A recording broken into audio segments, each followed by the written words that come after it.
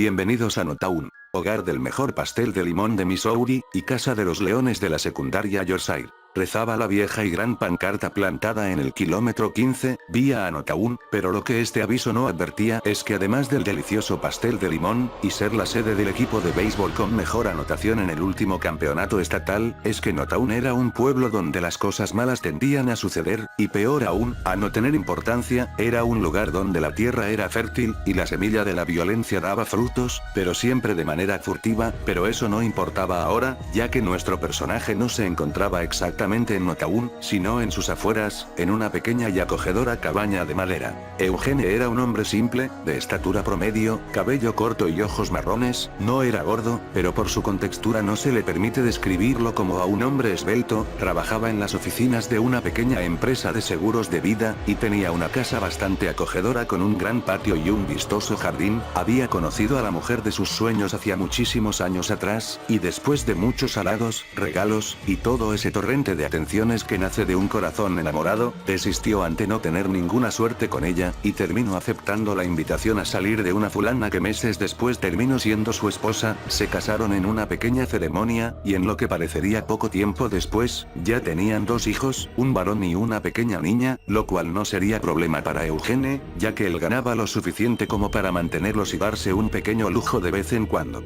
Pero no profundicemos en detalles tan innecesarios como estos, lo importante es que eran felices, Eugene cuidando y dándole atenciones a su hermoso jardín, y su esposa haciendo prendas de vestir para los niños, y hermosas carpetitas en su flamante máquina de coser Hemsy. Sus hijos pasaban las mañanas en el colegio, en la tarde el varón se dispondría a ir a su entrenamiento de béisbol y su hermana se quedaría en casa, ayudando a su madre en las labores de la casa. Pero de nuevo estamos perdiendo el hilo de la historia, la familia no se encontraba en casa, habían salido de veraneo a una cabaña a las afueras de Notown, y eso era realmente especial, ya que como su padre les decía es importante romper la rutina de vez en cuando.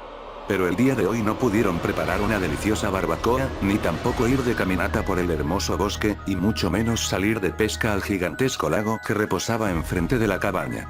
El día de hoy se había desatado un terrible tormenta y eso había dejado a la diversión fuera de combate. Decidieron entonces quedarse en la cabaña hasta que cesara la tormenta, aunque inevitablemente todos sabían que esta no daría tregua fácilmente, y probablemente solo hasta el día de mañana se podrían dar abasto con todas las actividades que habían planeado. Pero eso no parecía importarle demasiado a Eugene. Lo que sí era un tema de gran preocupación para él, es que su familia dormía y no precisamente en una de esas nuevas cabañas con novedosos sistemas de calefacción. Esta les proporcionaba nada más una pequeña chimenea, a la cual le faltaba la suficiente madera necesaria como para brindarles calor toda la noche.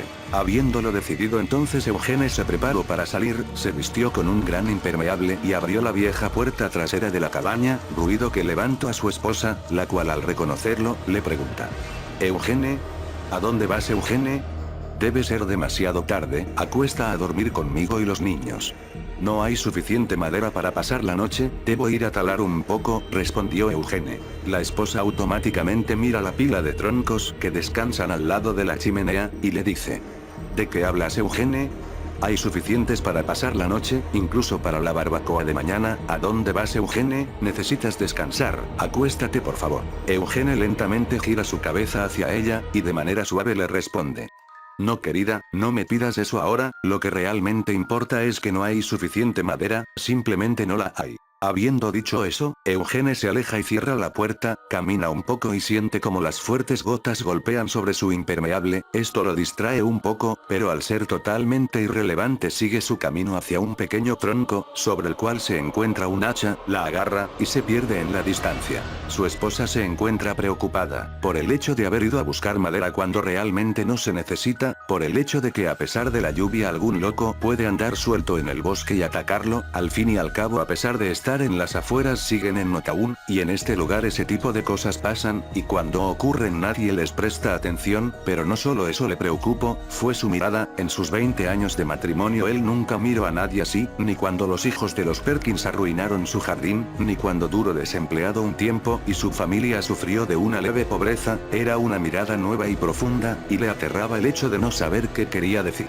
Pero después de poco tiempo decidió no preocuparse más, ignoró la idea de que algo malo estuviera ocurriendo, decidió ignorar la idea de que por la lluvia los leños mojados no servirían para la chimenea, su marido sabía lo que hacía, así como siempre lo ha sabido en esos 20 años, y de todas maneras lo realmente importante es que el día de mañana no habría lluvia, y entonces podrían salir a caminar, a cocinar unas deliciosas hamburguesas, y a pasar un buen rato en familia. Habiendo pensado en eso, se sintió un poco más calmada, y pudo conciliar el sueño. De repente un fuerte ruido la levantó de nuevo, apenas al escucharlo decidió no prestarle atención, pero antes de intentar acomodarse de nuevo en la cama lo volvió a escuchar, más fuerte y claro que antes. Miró a sus dos hijos, se encontraban dormidos, se salió delicadamente de la cama, y al escuchar el ruido otra vez, se apresuró a encontrar sus pantuflas y una bata para cubrir su cuerpo, se acercó rápidamente a la puerta delantera y la abrió con rapidez. Entonces vio la figura de un hombre con un impermeable totalmente lleno de lodo e inmundicia, y con un hacha en la mano, con la que golpeaba fuertemente la cabaña en la que se encontraban. Se acercó lentamente a él pensando en lo peor. Del hombre se desprendía un olor muy fuerte, como si lo que descansara bajo aquel impermeable no fuera una figura humana, sino más bien un cadáver que tal vez nunca vio la luz de sol y reposó en alguna cloaca o tal vez en las aguas podridas de algún sumidero o pantano. Lo último le parecía lo más razonable, no por el hedor, sino por su apariencia. Visto desde atrás parecía que su vestimenta estaba adornada con varias plantas podridas, y desde su interior brotaba con sus movimientos un torrente de agua verduzca y hermosa. Ella se acercó un poco más, el hombre pareció no notarla y siguió con su tarea mientras susurraba algo en voz baja. Se acercó de nuevo, y los murmuros del hombre se le hicieron más claros. Debo con conseguir más madera, decía el hombre una y otra vez, mientras talaba con fuerza la cabaña. Cariño, ¿eres tú? ¿Qué te ocurrió? ¿Dónde estuviste? Preguntó ella, mientras posó su mano derecha lentamente sobre el impermeable. Ese si simplemente no hay su suficiente madera, no la hay. Respondió el hombre. Pero este solo soltó el hacha y se giró lentamente hacia ella. Al verlo, soltó un grito, creía que estaba hablando con su marido, pero ahora él era algo más. Desde su frente se desprendía pus amarillo, que a su vez iba acompañado por un ligero hilo de sangre. Sus ojos habían perdido expresión alguna conocida por el hombre, y su boca desvelaba una horrible mueca. Sus frías manos se posaron rápidamente sobre el cuello de la mujer, y empezaron a ejercer presión. Ella poco a poco perdía el aliento, mientras intentaba inútilmente deliberarse de su opresor, pero justo antes de perder la conciencia el hombre la suelta y le da la espalda, momento que ella aprovechó para dirigirse torpemente hacia la puerta y cerrarla con fuerza. Miró hacia la cama, sus dos hijos se encontraban despiertos, acurrucándose el uno con el otro. «Mami, ¿se encuentra todo bien? ¿Qué ese ruido, mami?», preguntó el varón. «Vete a dormir ahora», le gritó la madre desesperada. «¿Qué ocurre, mami? ¿Dónde está papi?», le pregunta de nuevo el varón, mucho más asustado que antes.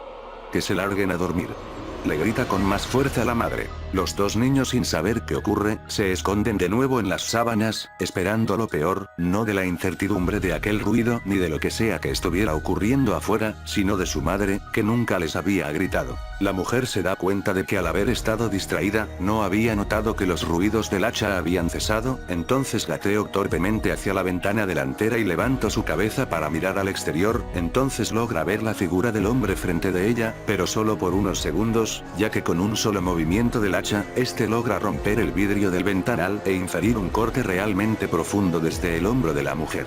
Ella cae automáticamente al suelo, y observa poco a poco cómo el hombre entra a la cabaña por donde antes se encontraba la ventana y camina hacia ella. El hombre pone su bota sobre el cuello de la mujer, llenándoselo de esa misma inmundicia que ella había visto minutos atrás, y haciendo fuerza sobre este. De esta manera él desprende el hacha que se había incrustado en el cuerpo de ella, la observa. A pesar de la poca lucha ofrecida, su cuerpo está demacrado, el hombro derecho y su brazo le cuelga en una tira desde su pecho. Su mirada se encuentra perdida y bastante desenfocada. Él piensa en esto, y solo hasta ese momento se da cuenta de que la mujer descansa en un largo charco carmesí. La mujer pensó entonces que ya nada tenía importancia, no iba a haber ninguna caminata en el bosque para ella el día de mañana, ni tampoco reunión del club de bordado la semana siguiente, y todo eso por la misma razón por la cual no tendría que limpiar su propia sangre de la alfombra la mañana siguiente, ¿Por qué iba a morir? ¿Y por qué iba a hacerlo ahora? En lo último que pensó fue en sus hijos, espero que de alguna manera pudieran salvarse, que tal vez alguien que se pasara caminando buscando refugio bajo la lluvia diera fin a esa horrible escena, pero abandonó el pensamiento antes de morir, no por lo poco probable de que algún caminante estuviera dando un paseo bajo la lluvia, sino porque estaban en Nokaun, y en ese lugar, ese tipo de cosas no pasan. El hombre la vio morir, y puso marcha hacia la cama, en la cual se veían nada más dos pequeños bultitos moviéndose bajo las sábanas. El hombre removió aquella fortaleza inexpugnable con un solo movimiento. Los niños al verlo se paralizaron del horror, no podían creer lo que estaba delante de ellos, una figura totalmente demacrada, con la ropa a jirones y completamente embarrada, con tanta suciedad cubriéndole que parecería proeza encontrarle forma humana a eso, excepto por su rostro, por aquellos ojos marrones, que los miraban, pero aquella mirada no tenía forma ahora, y aún así desprendía cierto toque familiar. «Padre. ¿Eres tu padre? ¿Qué te pasó, padre?», preguntó el varón. No hubo respuesta. «Padre, ¿qué te pasa? ¿Qué nos vas a hacer? ¿Qué le hiciste a mami?», preguntó con mayor insistencia el joven. El hombre mantuvo el silencio, pero en esta ocasión levantó el hacha hasta la altura de su cabeza. «Es importante romper la rutina de vez en cuando», respondió el hombre. El hacha descansó sobre el torso de su hijo, no solo una vez, sino las suficientes como para que su pecho pareciese una parodia de lo que alguna vez fue, ahora un trozo de carne inanimado y frío. Procedió a realizar la misma tarea con su hija, que aprovechando el momento de descuido se refugió en un rincón. El hombre se acercó lentamente hacia ella, y le agarró su pequeño pie, poco a poco la empezó a arrastrar por la habitación hasta que su cuerpo se encontraba dándole la espalda a la chimenea, giró su espalda de manera brusca, y después de esto, la acostó de nuevo y él sentó su putrefacto ser sobre su espalda, agarró su frágil cabeza, y la posó sobre la chimenea, liberó el hacha de su otra mano, y con esta mantuvo presión sobre su cuello. El olor a carne chamuscada llenó la habitación, pero él no paró, esperó nada más hasta que los gritos de la niña se acallaran. Después de esto se paró de nuevo y arrojó el resto de su cuerpo al fuego. Se paró y observó su obra, el cuerpo de su hijo mutilado, el torso de su esposa desfigurado y el chisme negro que alguna vez